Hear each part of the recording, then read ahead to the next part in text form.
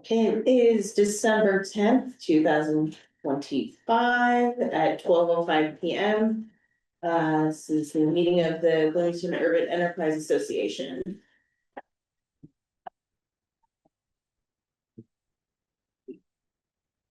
Is there anyone on but cats? Just cats? It's just cats Okay. right now. Okay, we'll see if Alyssa jumps on back. We're good, Steve, and we can start with a roll call. Sure do. Right. Brad, why don't you lead us off? Roll call. Brad Whistler here. Holly Warren, Economic and Sustainable Development. Dee Del Rosa, ESD. Marion Morgan, board member. Heather Robinson, board member. Michael Hover, board member. Jane Cooper Smith, board member. Virginia Gatheri, board member. All right, welcome everyone. It's. All right, Dee, I know we have, it doesn't look like a lot of items, but we have some big discussions in today's agenda, including our budget, which I know we will get to after we have a couple of other things, but minutes are first on the list. And are there any comments, questions, corrections to the November minutes? If there are none, I would entertain a motion to. Move to approve the November 2025 BUA board meeting minutes. We have a second. Second. All those in favor? Aye. Any opposed? Yeah. Motion carries, thank you. All right, Dee, it looks like we have some unfinished business. You want to talk about that? Yes, our unfinished business is the historic facade grant for First Christian Church. The last meeting we discussed our scoring rubric and kind of the bounds in which we have decided to evaluate grants as they come to us. As First Christian Church is just outside of the geographical boundaries of the BUEA, but provides a lot of services for the area and for BUEA residents. We're taking this into consideration for a $40,000 request for masonry work on First Christian Church. We've kind of seen this a couple times, so I don't know how far you want me to go through the grant application. But I hope everybody's reviewed it and open to discussion. Well, I think one of the pieces, if I can just recall from our last meeting, when we. And Alex was great, she provided some clarity for us and how the bylaws are written, and I think we've had. As a board, questions around, can we fund things that are outside of the boundaries of BUEA, and we've kind of been back and forth a little bit on that, and last year we had a couple of situations where we said no, this request is outside of the zone, and based on how we were interpreting the bylaws, we would not. But with this kind of an interpretation, legal guidance and interpretation of the bylaws, what we determined that there were 3 specific areas that we could consider that would be, if we're outside of the zone area, does the request aid employment of zone residents? Does it improve the physical environment? Or does it encourage retention, turnover of capital in the zone, even if it's outside of the zone? And the conversation and why we asked you to bring back the request today from the church is that we said, you know what, we think that this just being outside of the zone, but does fit into this criteria, that we could say that this long-standing institution is a benefit to the zone based on this, and therefore that rubric, which Steve put together, is very helpful, and I think that will aid us moving forward and will create clarity. So that's just kind of a little bit of the background from last month, and so I will kind of leave it there and for others to comment.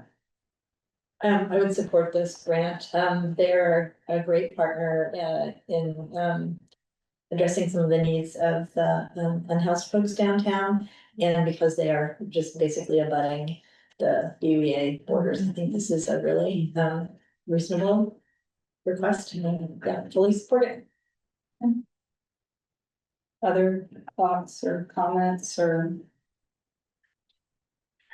I agree. anything? My only comment, and I'm sorry, I missed the last meeting, so I hope I'm not being redundant, but my concern is just that we're consistent in the way that we're applying this and we're being clear and transparent to the public about it. So if in fact we're adopting this new guidance as our official policy, and that is clear on the website to anyone who's gonna apply, and that those conditions are consistent, then I don't have any objection to it. My problem all along was that It's we say no to some people because they're outside, and now we can say yes to somebody who is.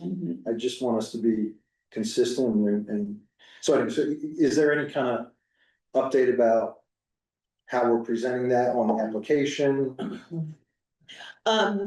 There's no, official, and I'm happy to do this, and this is something I think that all of the, now that we do have a scoring rubric, that's something that we do need to let people know. It's like, hey, this is how we base how we decide that you're going to get a grant or not. So that will be incorporated with all of that, and all of the grants do need to be updated in general. Could we add just a paragraph or something to the DVA page, which I know is really a popular book? The statement about eligibility criteria, that is a quote of Alex's. Yeah, Sure. that's what I'm looking for, because if you go to the application page on the website right now, it says available to Only zone, yes. in the zone, and if I were outside the zone, I would just You wouldn't even. I would walk away. Right. Okay, absolutely.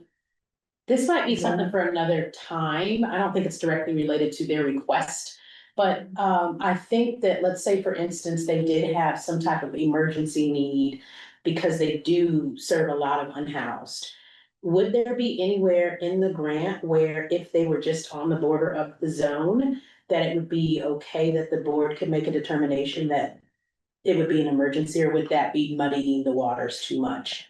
Because I mean, I think there are times when, you know, that could be a consideration also, but I don't know.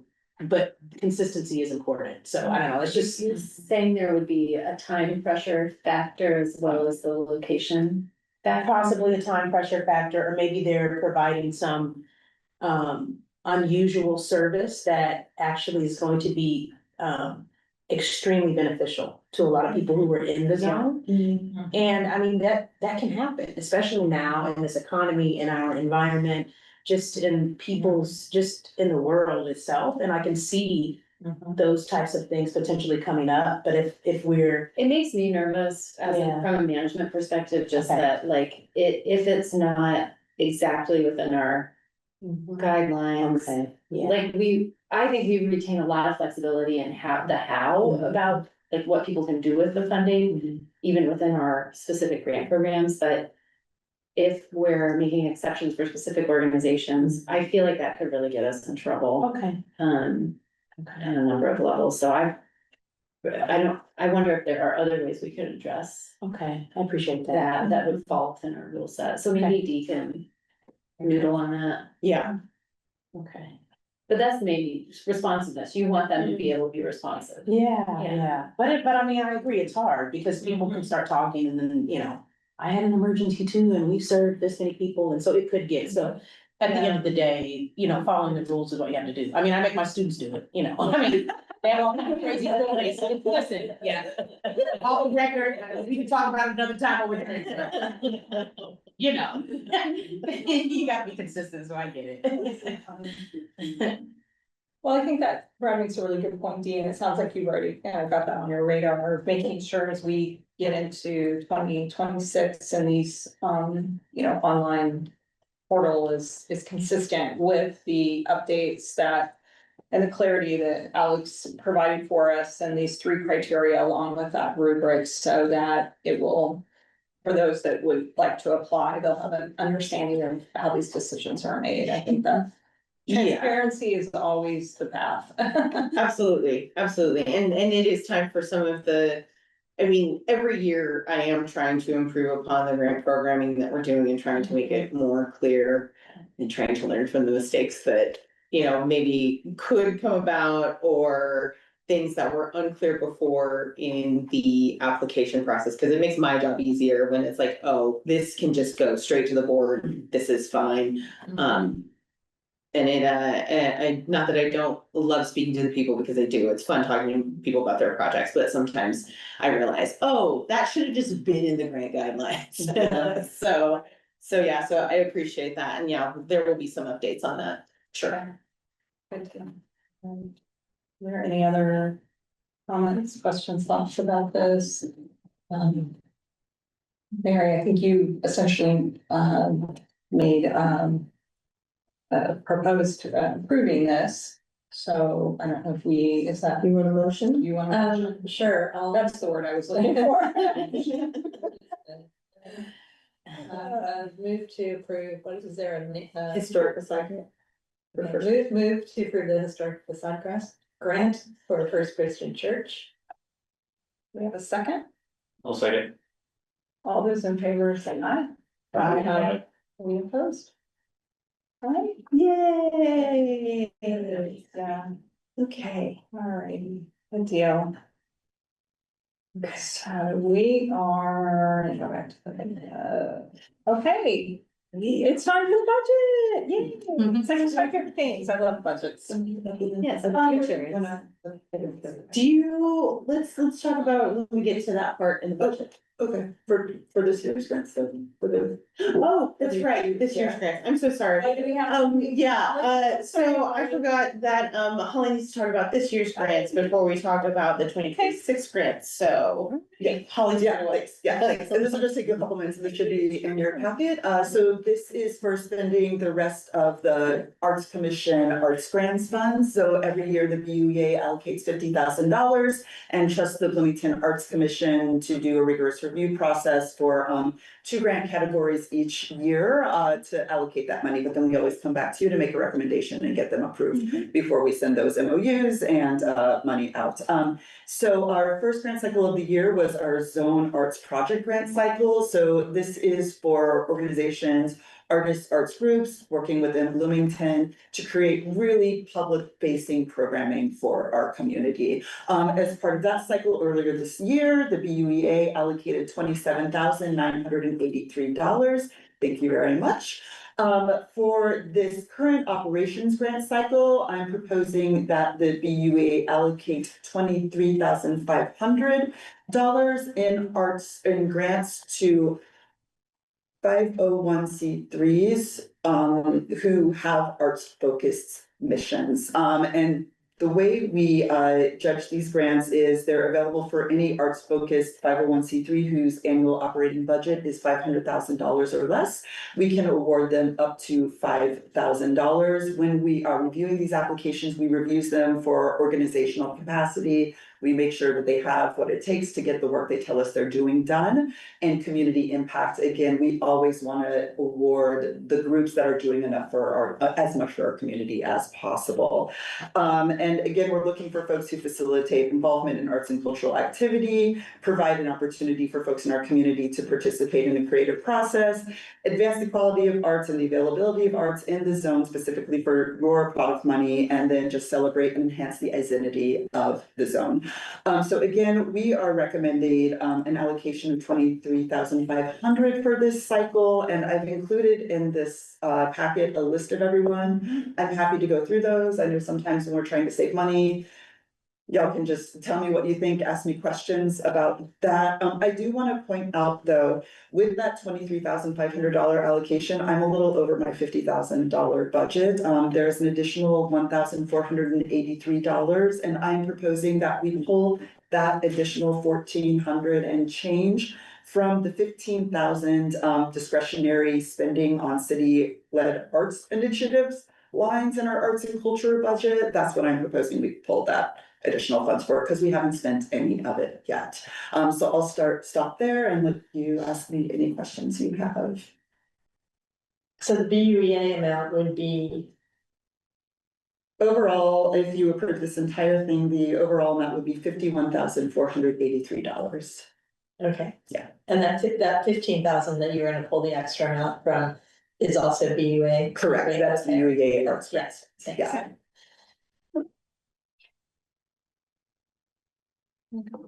Problems? I looked through the list, I fully support all of the organizations that are listed here, and I'm sure I know you have committee and you do the due diligence in reviewing those applications and so forth. I don't really have any questions. And then the other thing I wanted to point out to you all is one thing we realized is that $4,000 was never paid out to the Lotus Festival last year as part of their operations grants, and I think basically, I think they just dropped the ball and it fell out of my head and I never followed up from them to get their E-Verify form. That grant period is basically still active. My recommendation is, again, we draw from that $15,000 line in the BUA budget for this year to be able to give them that money. Again, I think that they serve this community in a very good way, and I would like to be able to give that money to them if possible, but again, I will leave that decision to you all.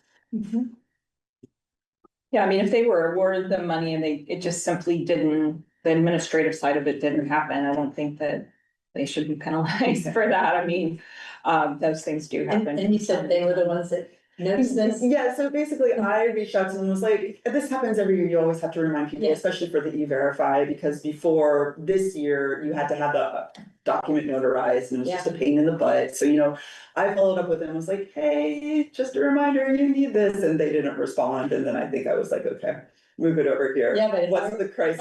If I were the. I know. I would be like tracking that. So has there been a leadership change or anything? Last year, There wasn't a leadership change that I know of. I think there might have been some staff change, but yeah, Okay. yeah. This seems like. Yeah. I was surprised too, especially, having, Table. having worked with them pretty consistently, it was surprising, Yeah. but yeah. It happens sometimes. Yeah. Those things. Okay. And that was improved in 2025, That was approved in 2024, correct? 2024. Yeah, but the grant period goes through the end of 2025. and for the 2024 balance. For the arts and culture grants, it looks like, and this is from the budget versus balance sheet, it looks like there's about $28,000 of unspent funds, so. There's room in there to cover it. Okay, so if the grant period ends the end of this month, then this needs to happen. right? Yeah, yes, that's So they correct, need yeah. to receive the money and spend the money. Right, exactly, Straight. and I anticipate that they will be able to do that because the grant was written for this year's Lotus Festival, so Okay, I'm so sure they we'll can just kind of allocate it. reimburse them for Got the it. expenses from that festival. Okay, Yeah. all right. I'm gonna go with that. Any other questions for Holly on the grants? So it looks like it'll end up being a total of 55,483. Correct, Is yes. that right? Okay.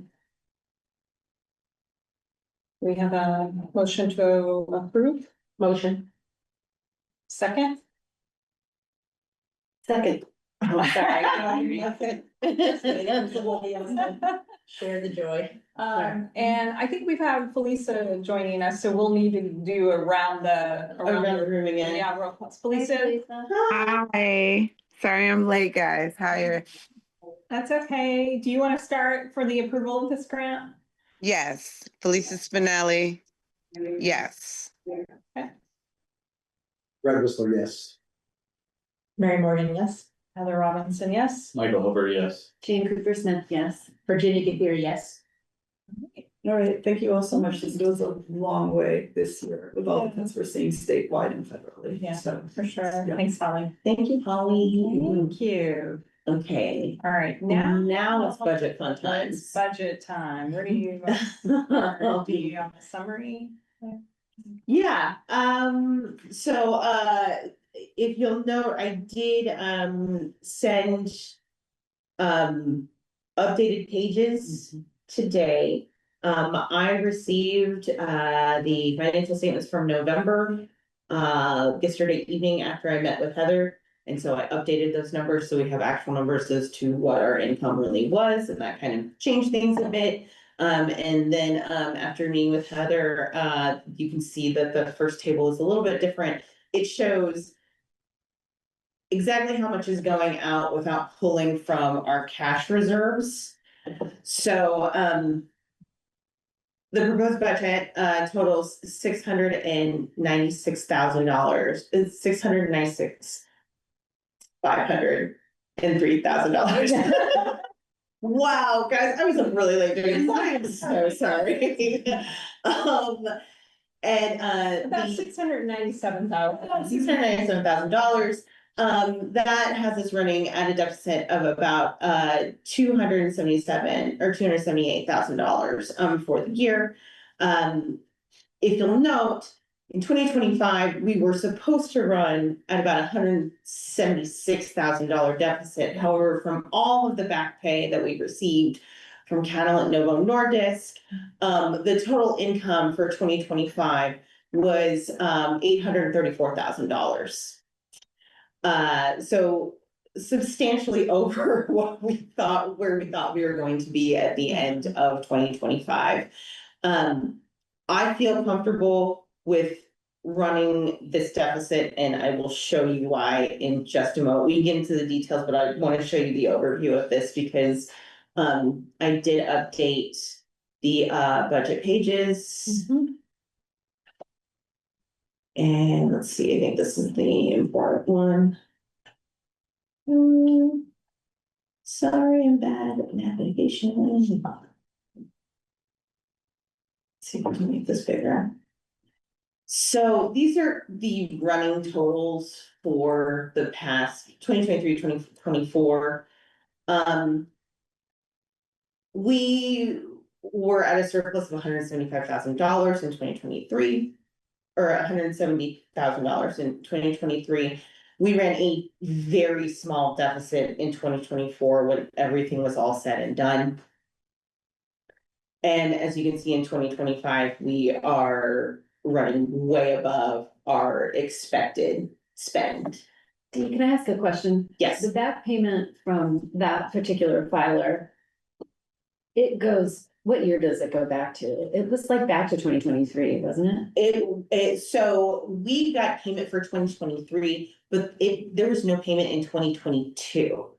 Or I'm sorry, no, they were paying all the way up to 2023 and we didn't get payment for 2024. And the numbers for 2023 were off by a few $100,000. Okay, so the 2023 net income here, positive net income, Is the total income is low because it was missing the payment that we received in 2026. So I guess what I'm trying to say is the surplus that we saw in 2025 really kind of would be allocated over 24, yes. 23. Yes, because so I can run up to the top of this. Yeah, I mean, Let's look at this. I don't know that I need that many weeds. I just Sure, it's not a problem. So if you see the zone membership fees right here, we didn't get paid for anything in 2024 and we ran a very, very short deficit. okay. We did get paid in 2023, but it wasn't the correct amount. Okay. So we running that very short deficit with not being paid. We did a pretty good job of running the numbers and running the money correctly. And then that 2025 year to date, so then we see an increase in 2025 because that, in spite of other eases rolling off, that filer had additional major investments that they're claiming. Yes. And then 2025 reflects back pay, and so Back pay, I'm sure. 2026 is really just reflecting increased investments at that site. Yes, that's the projection for that. Okay, thanks. And this is all cash basis. Right?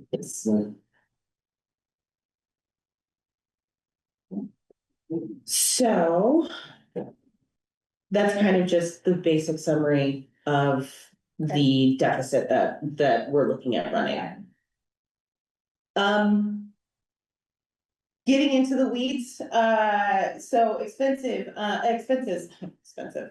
Administrative allocation of $168,000 for management of the BUEA. This includes an increase of professional services and staffing.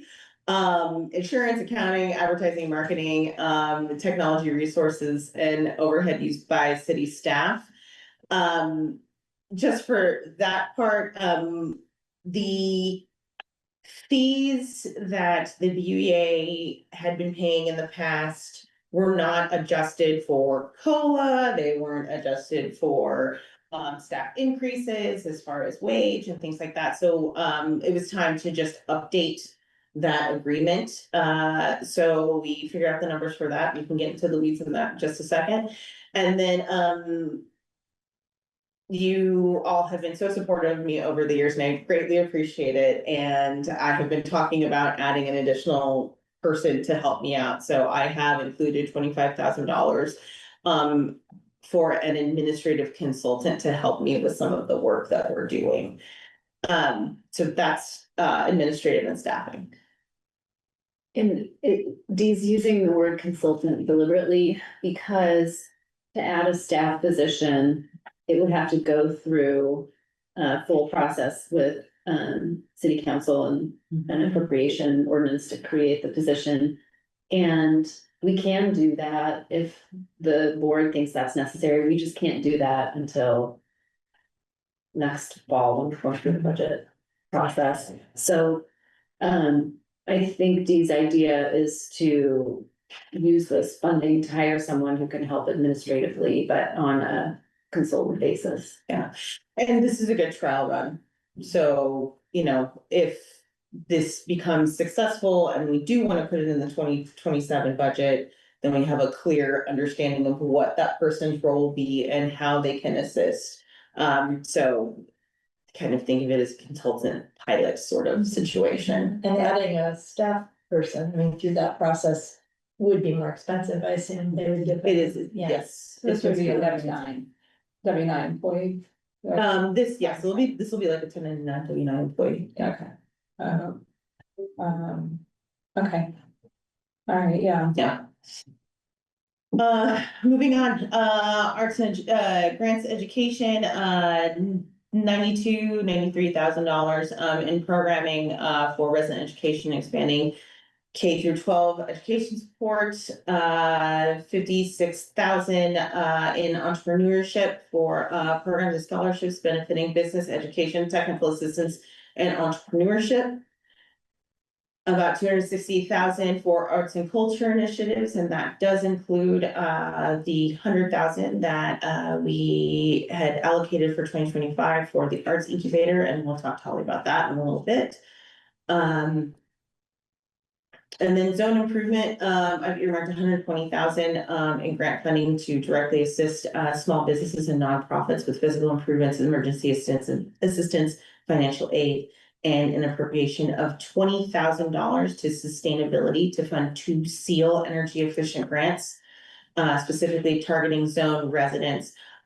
This climate and sustainability line had been in the 2025 budget and it went unspent, and now it is officially dedicated to something. And then the one-time expenses of converting around $100,000 of existing loans held since 2020 for the rapid response fund grants.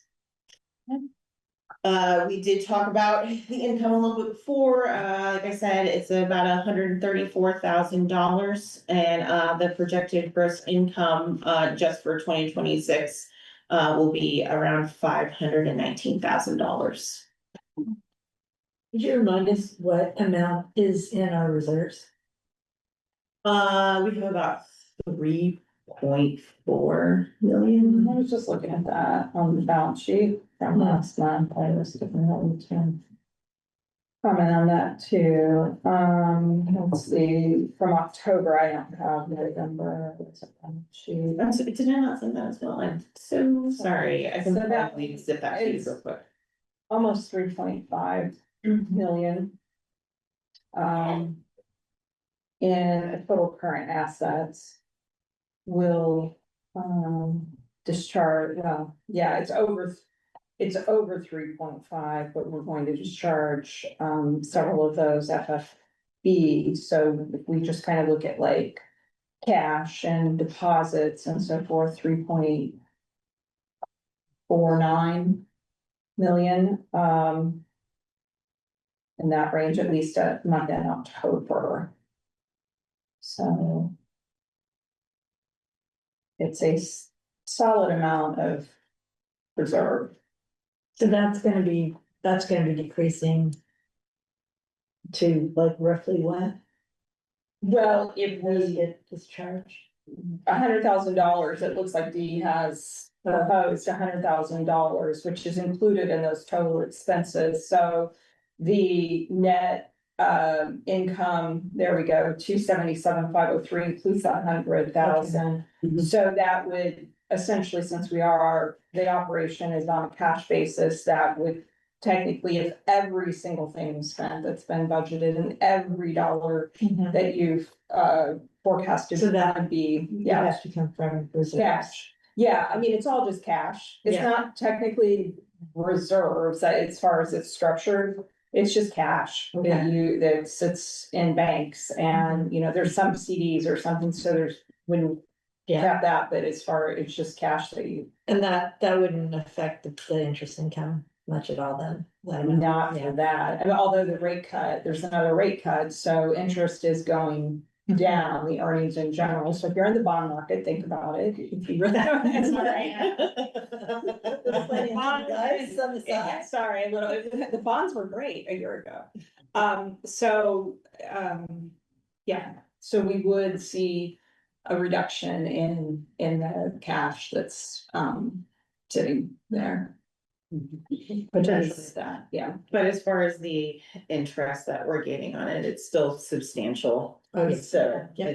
it almost makes up for losing the Mhm. $100,000, so. Yeah.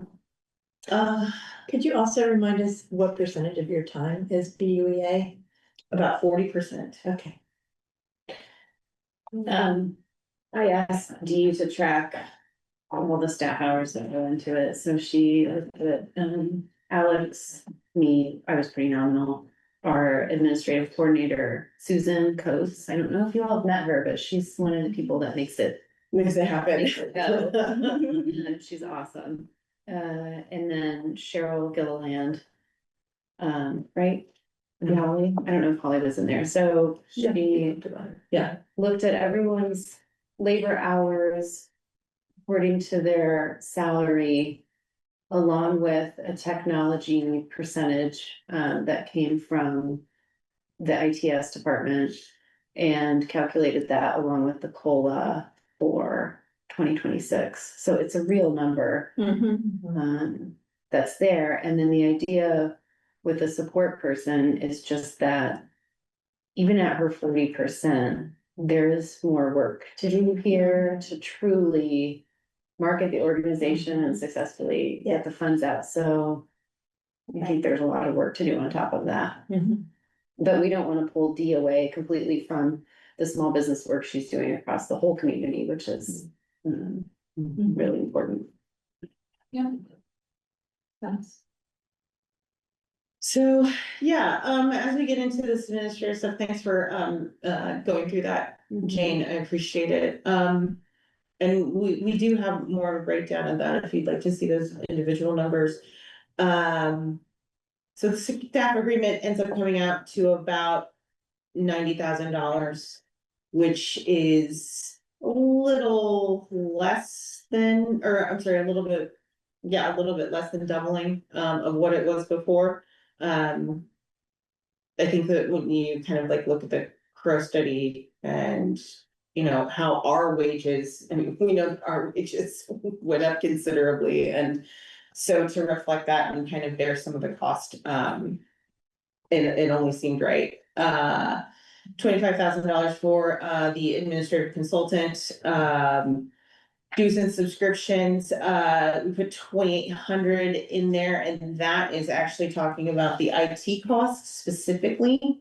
So, you know, that's us using DocuSign and Adobe and all the other little things to get this thing going. Looks like our insurance expenses will remain about the same. There was no indication that there would be an increase on accounting and tax services. Project administration has been increased, about $5,000 to, do a thorough, you will see in the packet that there is, some projection in there. For the next, 5 to 10 years, they're pretty rough projections. We'd like to do something in depth, for, a 5-year projection. The $10,000 to support marketing and expanding of programs, of programming, so that's all of our grants, all of our business incentives. And I'm getting, assistance through Ivy Tech, to do that. I mentioned that a couple meetings ago that we had been working on kind of a short-term strategic, plan, for the marketing, so that's where that's happening. Miscellaneous expenses, is exactly what it is. If something pops up that we need to pay for, we're gonna pull it out of that. All right. Any questions about that part? It might be helpful to leave that on the screen a little longer, just because there's a lot of information For sure. that's in there. And then just projecting out, whenever there's an increase in personnel, like future years, that's a commitment, right? And we're confident that, on the revenue side, we can support that. At least that's what our best guess is now. That's what our best guess is now. The projections, and I had, Stone Municipal Group help me out with those projections. They helped me out with the ESIDs. Those projections are out to 2033 or 36 or something to that effect. So, actually, let me scroll down to, let me get to those so you can see that chart. Oh, I hate this thing. Sorry. Jane says I'm good at technology, but she's no idea how bad I am at it. So this is probably a good one to look at. Okay. And this is post SEA one, or? Yes, this is post SCA one. To cover that super quickly, I make brief mention of it, close to the end of the budget memo.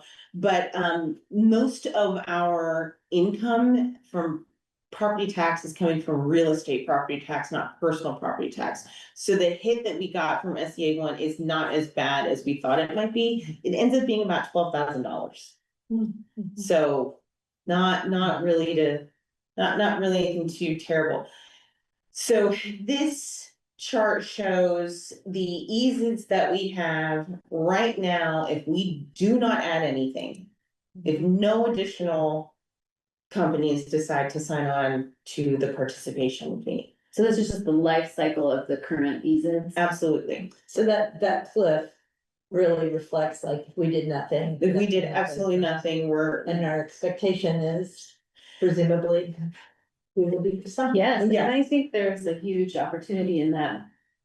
Real property, I mean, especially thinking about what's going on in the trades district, you know, buildings going in and then having some tech investments. And then, you know, there's a new development going in adjacent to Novo. Novo continues to grow, so I think it's realistic that revenue would grow. And so it's great that Dee has these projections from Stone, but one of the line items in the 2026 budget is to get Oh, God.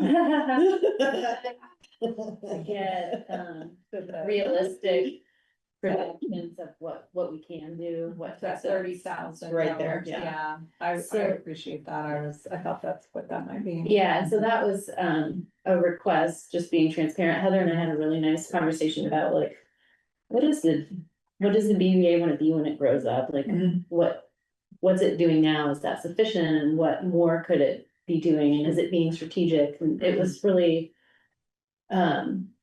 just, I don't know, just good conversation, but Heather had observed that if we want to think critically about what we're doing at all, we have to have really good projections for what our revenue is gonna look like.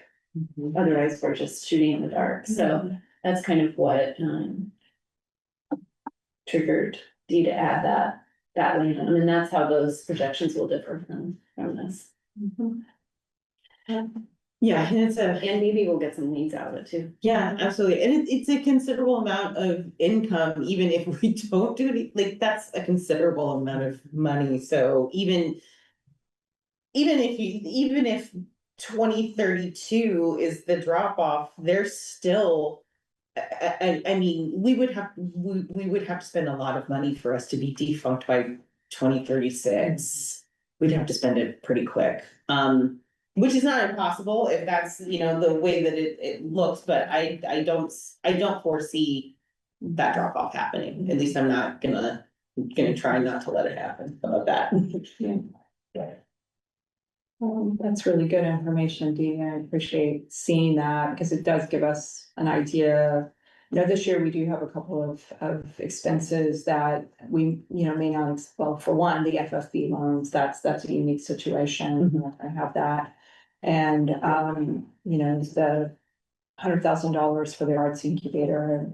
Don't want to presume, Holly, what you might ask in the future, but that may not be an expense that we would have. So there's a couple $100,000 in there that are kind of special, if you will. But that's still based on those projections. If we were trying to say, net pretty flat, we're still not, with those numbers based on where our expenses are now, we wouldn't quite hit that. But to Jane's point, it sounds like there's opportunity, and with an admin helping support UD, and I hope that too then frees up some of that time for you to seek the additional ease. It's not like a huge amount in decline. It's not like, oh, we need $300,000-$400,000. Another 150,000 would pretty much net us out in expenses. Yeah.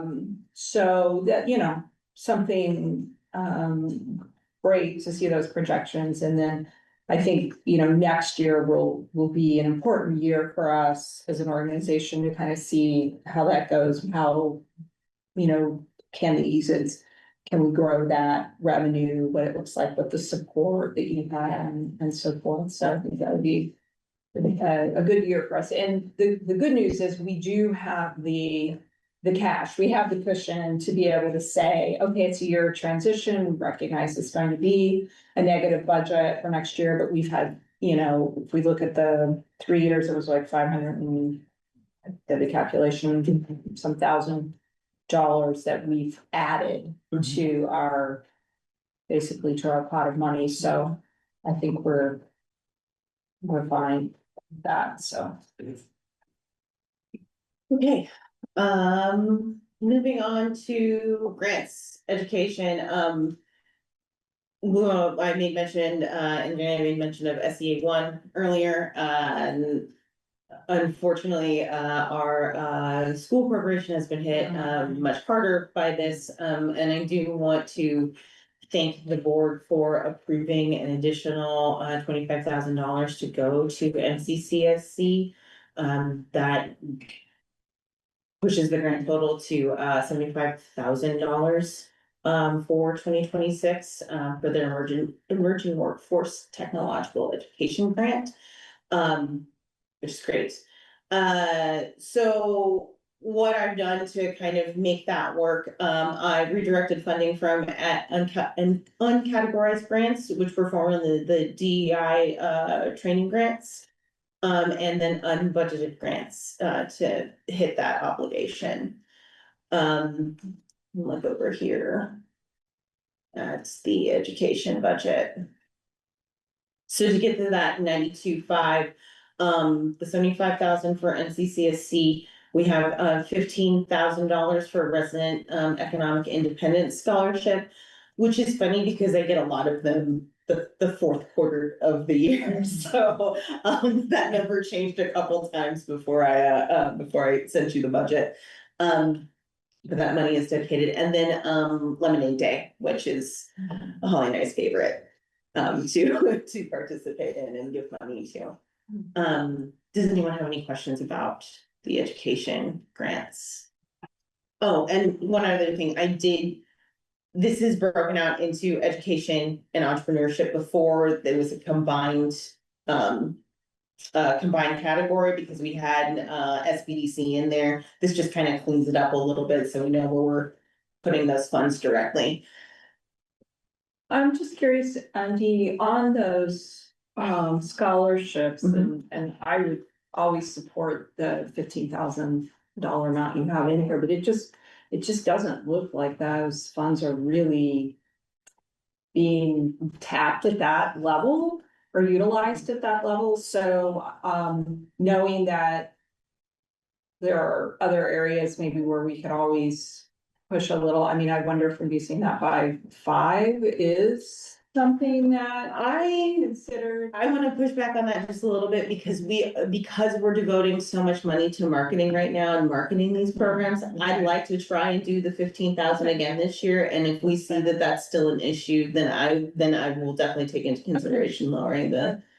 And I think that's a great use of a consultant. Yeah. Time, I think we can do it. I think so too, and I really, this is why I'm really excited about having a consultant, because like it's not so much that it's not difficult to get the grant together and get all of that stuff together, but it is time consuming because there's checking and making sure that, it's like, okay, well, I need this form now and that sort of thing.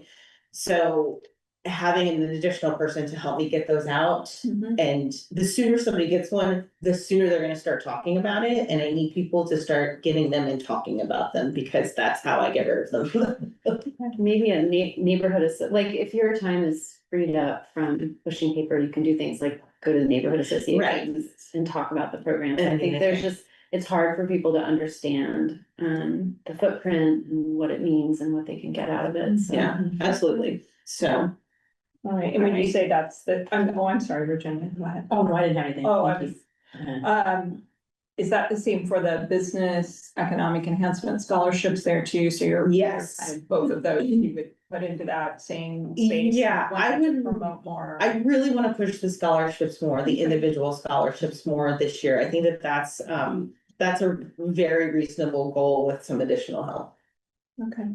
Yeah, I think that's fair. I mean, those are, yeah, love to see all of those grants. Yeah, and I would, now that we have deployed a fair number of staff on diversion and prevention, I think that the clients they're working with would be great candidates. Oh, for some yeah. of these, so I'd love to just help push that out, get Yeah. that information out. That's great. Good deal. Yeah. All right. Okay. All right, moving on to entrepreneurship. I'm gonna have to leave at 1, I'm really sorry, but I think you have a quorum. with Yes, because Felisa. Elise is here, Okay. so we are good if you do need to go. Our budget commitments to entrepreneurship, directly support an average around, 50 zone residents through an annual allocation of $45,000. And I didn't finish that statement, I'm so sorry, that goes to Cook Center. Cook Center Ivy Tech has been, invaluable resource. I think I probably talk to Steve at least 4 or 5 times a month, directing people to him, and they keep great records of who's in the zone and how they're assisting them. And so we can get some good data from about our residents and our entrepreneurs in the zone. The 2024 and 2025 Cook funds were spent in 2025, so the expenditure there for the grants is a little bit higher than annually. So it ends up being we missed the payment in 2024, so we paid them for both 2024 and 2025 this year, which is why that line is high. So. However, we have allocated the $45,000 for next year as well. Additionally, some of that marketing work and consultant work to get scholarships out there, and all of that is going to be wrapped up into the 2026 agreement with Cook and Ivy Tech. They've been great partners to us, or we've been great partners to them, and they would like to return the favor. So, that we'll be incorporating that into the proposal for next year, so that $45,000 will, directly help the BVA as well. We talked a little bit about the business enhancement scholarship, for, economic development courses, business workshops, and professional organizational membership dues or conference registration. I didn't use a lot of these this year. I think I had more last year. I really like this scholarship and I would love to give out so many more. That allocation for this year is $10,000. And then, the, zone day passes, we actually have been having people use them, and I completely forgot to ask Victoria before I left the mill today how many had been utilized. I do think that these are great, and I think that marketing these is going to help us a lot. This is only about 50 passes for the year. The membership is quite expensive, and a day pass is kind of costly, but I think that's a good resource if we can push this out. Maybe even potentially doing a combination with the scholarships that we have. Yeah, and unpacking that a little more, this program is really important for helping entrepreneurs have a sense of belonging. So entrepreneurship can be a lonely activity, or starting up a nonprofit can be a lonely activity. And so having access to a place like the mill, I don't know, beats down any kind of imposter syndrome. Yeah. People, community, adds to the resources, so. Yeah, I would also say, I mean, I think it's a great deal, like, even at the full membership. I know it's not accessible for everybody, but for, 205 for a month. It's better than having your own office. yeah, it's cheaper than renting an office space Yeah, out for sure. But Victoria and I are working to try and do some more Main Street small business owner kind of things there. I know that Victoria Crowley, the head of operations, if you've not met her, she's fantastic. And really trying to get non-tech small businesses. Non-tech small businesses to, feel like they can be there, because I think that the misconception of the mill is that it's only for tech. And that's. They do have a bro culture. They need to bring the big culture.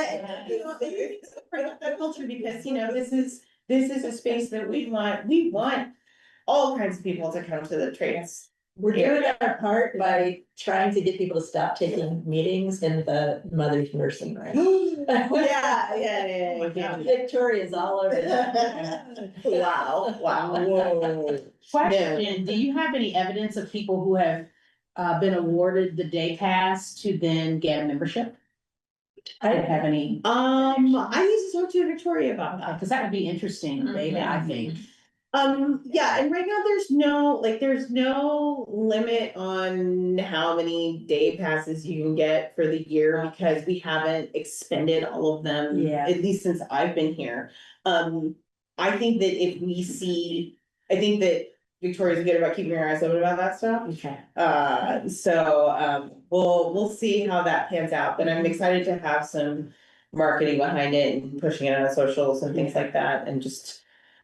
I'm really excited to have Ivy Tech help me out with that stuff, because it's very hard to promote a nonprofit and then also do a full-time job, which I'm sure some of you in this room have actually done. And then, let's see, what else? I just want to take a quick pulse, Dee, because I know we've scheduled this meeting to 1:30, but I just want to make sure we're not going to lose anybody. Yeah, is everybody good? Is everyone good? Good until 1:30. Okay, Yeah, cool. Let's try it. Let's shoot for 1:15, 1:20 here. Okay, sounds good. Where's Holly? She just left her marker. Yeah, she's on a call. Okay. We can always jump ahead if For she's. sure, absolutely. So the zone improvement grants, I am really glad that the board has taken on these grants and really supports them. These are like the first grants, the first programming that I ever created when I started here at the city. So I'm glad that we're utilizing them. We'll zip down to here. I did do a little bit of a decrease on these, this year. Let's see, it was, $5,000 out of the accessibility modification. We haven't utilized that a lot, however, those modifications do tend to be pretty expensive. I didn't want to decrease it too much, just because I was just trying to cut some corners, because I saw that, bottom number in deficit and was trying to do my best to not make it any worse, I guess. So $5,000 out of there, I added $10,000 to the business building improvement. We have gone about $16,000 over budget this year for that. Which I think is great. Happy to add some money to that. The safety and security grant, we did not expend all those funds. So I dropped it by about 5,000. So the 5 from the accessibility and the 5 from the small business safety and security were put into the business building improvement line. The $20,000 for the SEAL Energy Efficiency Grant Program, which was the sustainability kind of ambiguous line from last year. And then the direct assistance, small business and community support, I did decrease that by $15,000. And this, honestly, this is mainly because I don't have enough hands to run another micro grant program of $25,000. I think $10,000 is manageable for me at this point in time. We'll see how that changes with some assistance. But I thought that just to make sure that I'm getting them out to people in a reasonable amount of time. So you think the SIL funds, because we've had the 20, well, let's see, I'm trying to figure the years here. So it didn't happen in 2025, we didn't have it budgeted before that, or if it did, it just, none of those funds were spent. We did not have it budgeted Okay. before then. So you think that in 2026, there's likelihood that this will? So, this is gonna be administered by sustainability. Okay. So that is 2 grants. They are super stoked that they can Okay. have $20,000. So those are actually going to be put out, they can Yes. have applicants for, and Yes. you expect that to be spent. They expended all of their funds for that program this year, so to have an extra $20,000, they were pretty excited. Who's the staff there now? That is Sean Mia and Jolie Perry. So, and some really very talented O'Neill fellows, so they have fantastic people. You wanna talk about art? At the top, sorry. Actually, time that conversation. Well done, you saw just talking about art. Okay. Do you want me to talk about all of the budget categories under arts? Yeah, you know what, I'm just gonna let you talk. Okay. About that. Hi, everyone. Thanks for continuing to support the arts. It means a lot, especially now. We've got just a few different categories of spending that we'd like to propose for 2026. So again, we'd like to recommend an allocation of $50,000 to the Bloomington Arts Commission's 2 grant cycles. Even though we kind of went over our budget this year, I don't recommend necessarily increasing that budget for 26, because the fact is there are only so many groups that apply within the BUEA, and so I wouldn't want to accidentally allocate $60,000 and we only end up spending $48,000. It could happen next year. So there's that $50,000, and then I'd like to continue to allocate $40,000 to just city identified arts and culture expenses, and so that would give us, I'd like to continue to give Constellation Stage and Screen, who runs the Waldron Arts Center, a $25,000 operations grant again next year. And that's basically, I think what we've learned since we struck that deal with Constellation Stage and Screen in 2023. Running a facility is hard, especially if you are a theater group who doesn't have knowledge of how to run a visual arts gallery, which they have done a magnificent job doing, and your building is over 100 years old. So I'd like to allocate of that 40,000 of discretionary spending, 25,000 to Constellation Stage and Screen, and then I'd like just to keep that $15,000 as open discretionary spending if like we did this year, we go over a little in our grant allocation. And then the other field is that $100,000 that you graciously awarded us for 2025 to spend on our arts incubator. So as a reminder, we partnered with Secret Lease Group to manage 10,000 square feet of their warehouse down on the Beeline. We have a great space where we're going to do artist studios. So you gave us that money at the end of 2024. We have not spent it yet, and I'm going to explain why. When we asked for this money, we were in the process of applying for a Ready 2.0 arts and culture grant. So when Ready released its 2.0 grant funds, the Lily kicked in $65 million to give to cultural arts and culture sticks and bricks entities basically. And we had done a feasibility study in 22 that said you guys need artist studios, so we were getting support there. ROI, Regional Opportunities Initiative, who is facilitating the $65 million in grants through the IEDC, who is giving the money, strongly encouraged us to apply. So at the end of last year, we started applying and we knew we needed matching funds. And so that's when we came to the BUEA and asked for those matching funds.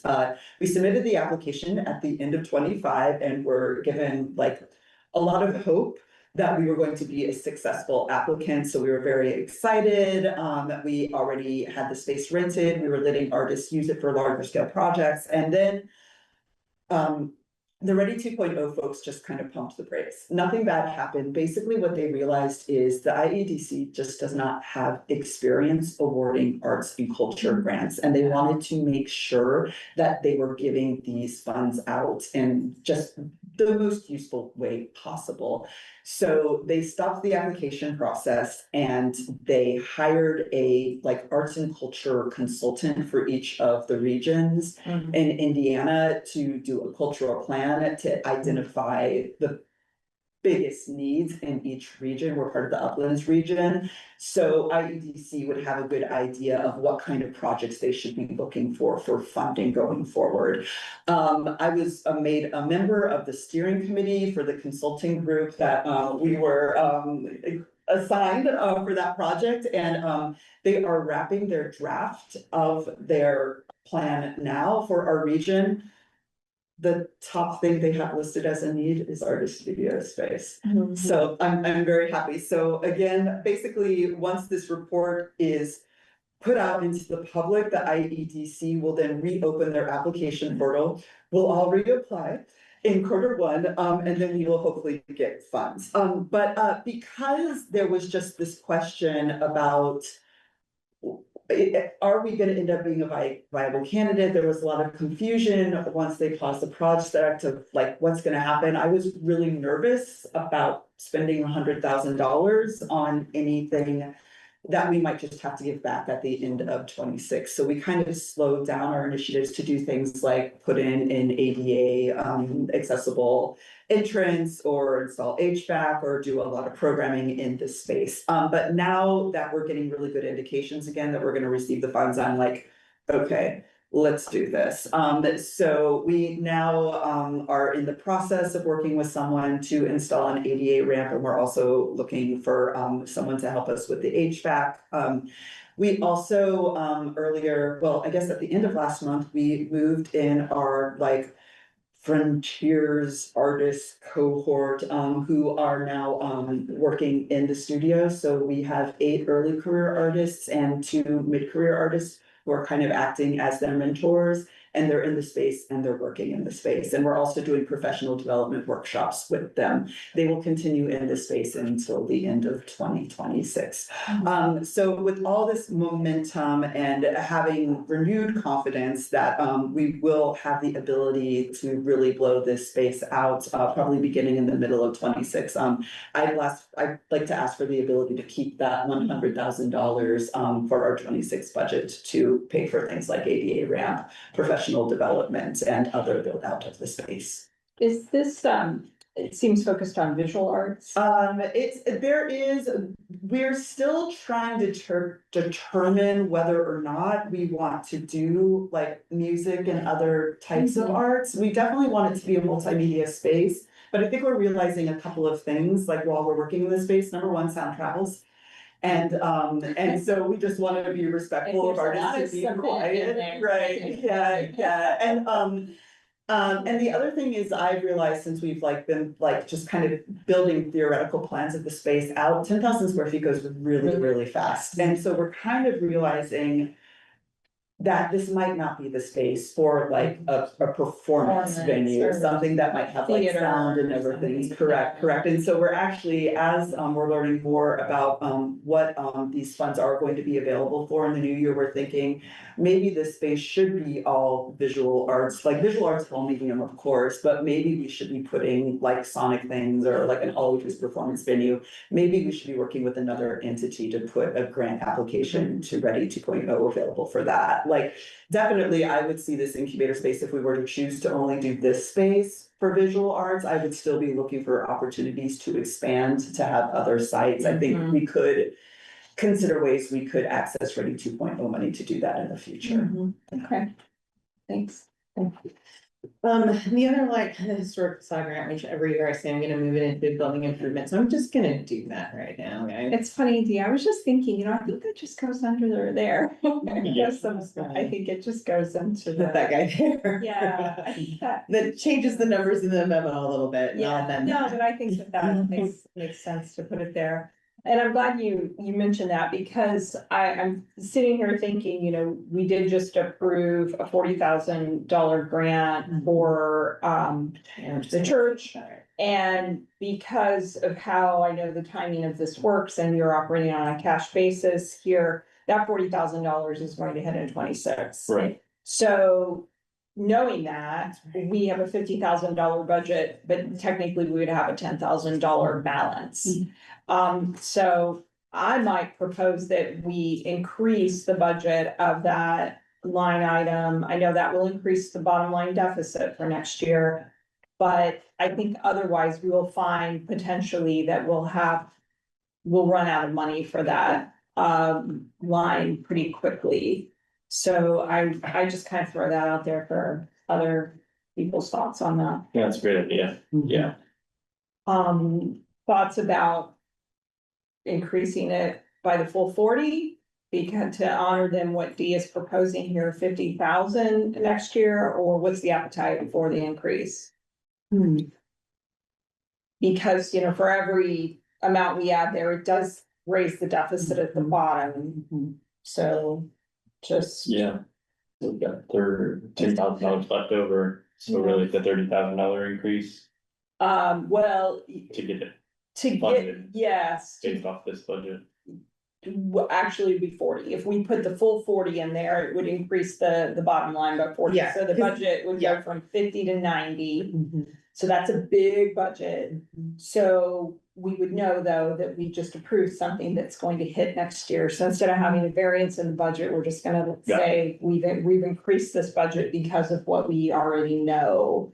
But again, that grows our deficit at the bottom by 40,000. So just, so then we're over 300,000. Yeah, So we can look that up, come on.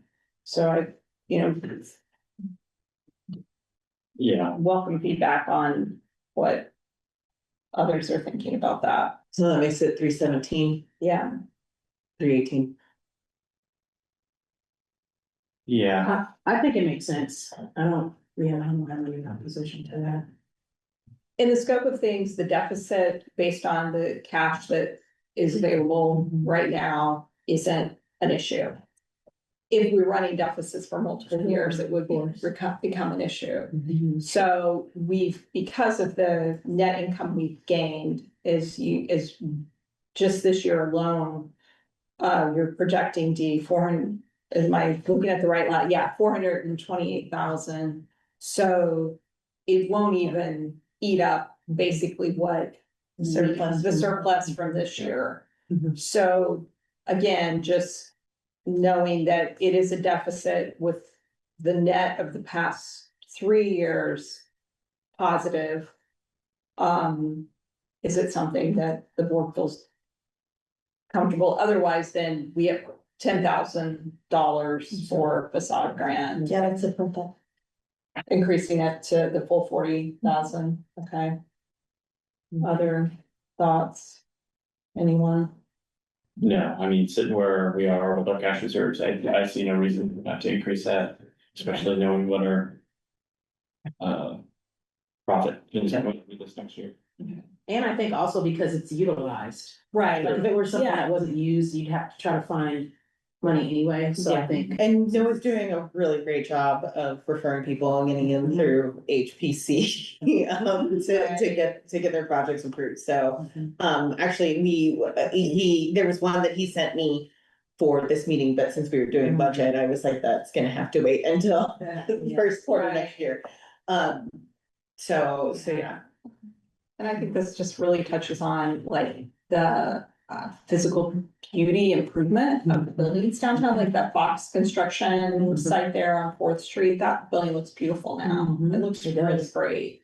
So it really enhances the beauty of our downtown too, while respecting the historic nature of many of the buildings we have. So, We've had many facade grants this last year, seems to be one of our most popular, so I don't see why not. Yeah. okay. All right, so. Okay, so, we've been through arts, we talked about zone improvement, and we can talk a little bit more about the, RF loans. I mean, you guys have approved this, we've gone through this quite a bit. After looking at what we have left, as far as outstanding loan principal, it's around 99,900 and something, so I just said $100,000 to take care of the loan principal. When you do factor in everything, it ends up being around $128,000, when we're talking about late fees, all interest, all of that. After Heather and I had a discussion about it, you know, when I figured up the grand totals, I was factoring in every single payment from every single loan that we hold.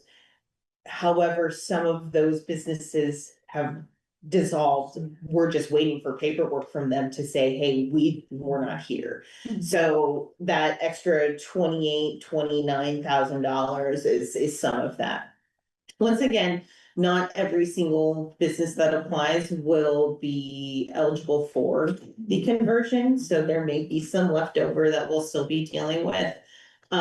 That's it's probably a broader discussion as to what we do with the outstanding loans. Because they are supposed to be paid off mid-2026.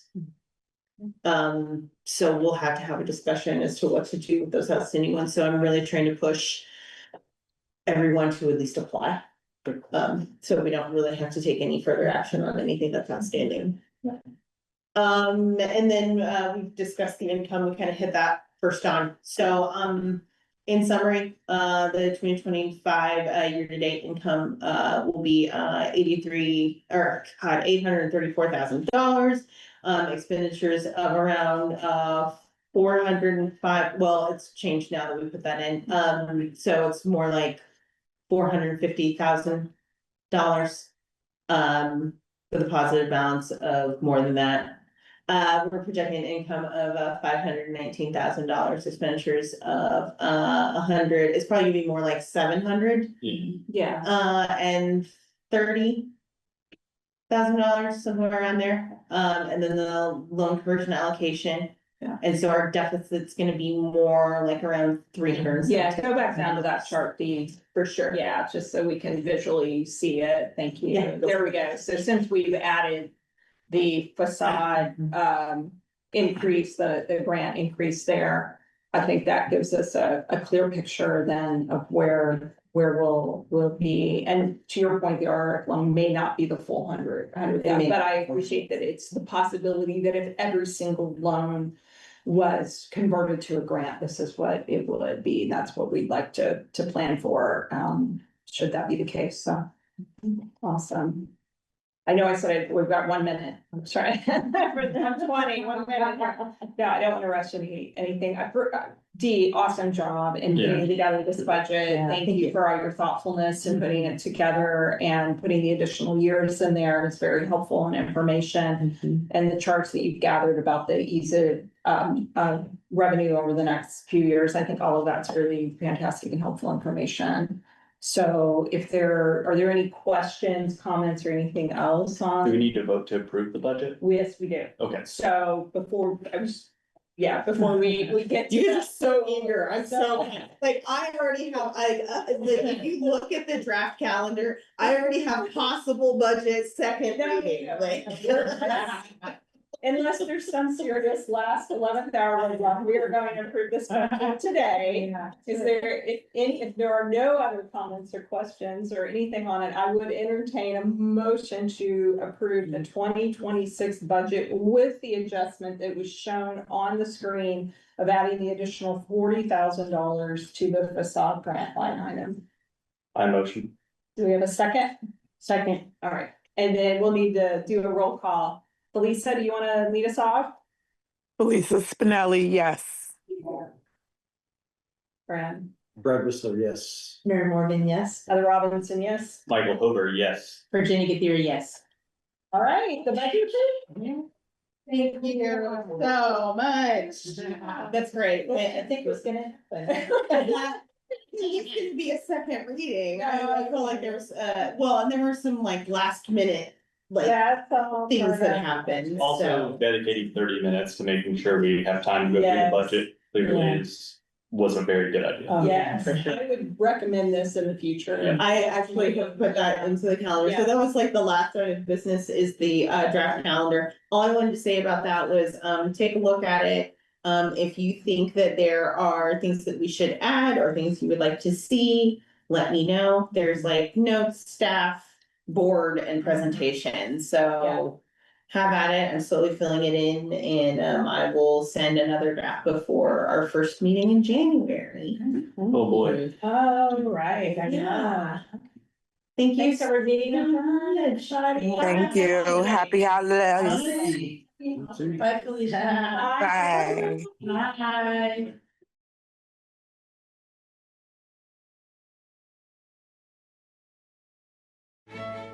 Bye.